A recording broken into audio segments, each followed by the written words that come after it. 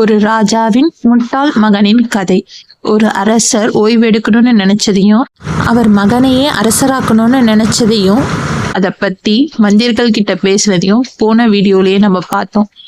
அந்த மந்திரிகள் ராஜாவின் மகனை ஒரு முட்டாள் என சொன்ன பிறகு ராஜா கோபம் அடைந்தார். பிறகு மந்திரிகள் இப்படி சொன்னார்கள், சரி ராஜா, உங்கள் மகனையே அரசராக ஏற்கிறோம், ஆனால் சிறிய சோதனைக்கு பிறகு ஏற்கிறோம். இதற்கு நீங்கள் ஒப்புக்கொள்கிறீர்களா என்று அரசரை பார்த்து மந்திரிகள் கேட்டார்கள்.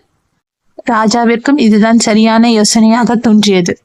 எனவே மந்திரிகளின் யோசனைக்கு சரி என சம்மதித்தார். அந்த சமயம் இந்த சூழ்நிலைக்கு ஏற்ப மக்களிடம் ஒரு பிரச்சனையும் வந்தது. மக்களின் விவசாய நிலத்தில் காகம் வந்து அட்டூழியம் கட்டியது. மக்கள் அனைவருக்கும் விவசாயத்தில் ஒரே பிரச்சனையாக இருந்தது.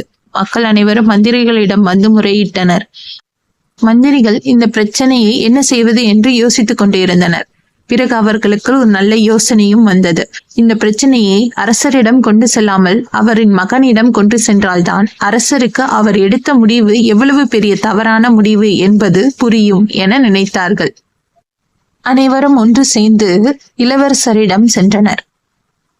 இளவரசரிடம் நடந்த பிரச்சனையை கூறி இதற்கு நீங்கள் தான் எங்களுக்கு தீர்வு சொல்ல வேண்டும் என்று அவரை வற்புறுத்தினர்.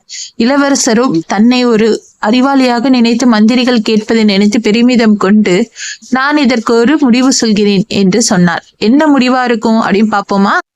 கொஞ்சம் காத்திருங்கள், அடுத்த காணொளியில் பார்ப்போம். நன்றி, வணக்கம். எல்லாத்துக்கும் முன்னாடி நம்ம சேனலை மறக்காம சப்ஸ்கிரைப் பண்ணிட்டீங்களா? பண்ணலைன்னா பண்ணிடுங்க.